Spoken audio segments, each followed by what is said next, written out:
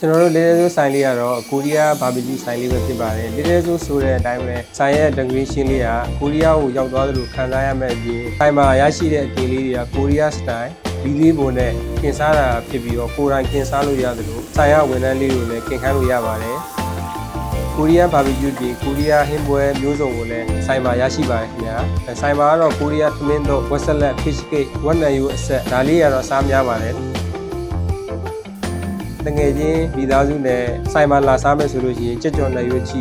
ချီပန်ကိတ်တို့ကိုလည်းကြီးစမ်းကြည့်စေချင်ပါတယ်ခင်ဗျာ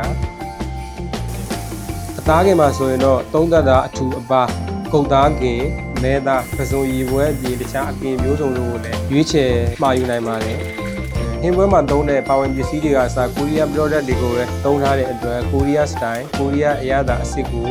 ကြီးစမ်းကြည့်နေတယ်ဆိုလို့ရှိရင်62လမ်းပေါ်မှာရှိတဲ့ Central Park ရုပ်ရှင်ရုံဘေးမှာရှိတဲ့ကျွန်တော်တို့ Little Soul ဆိုင်လေးကိုလာရောက်ကြီးစမ်းကြည့်ဖို့ဖိတ်ခေါ်ပါတယ်ခင်ဗျာ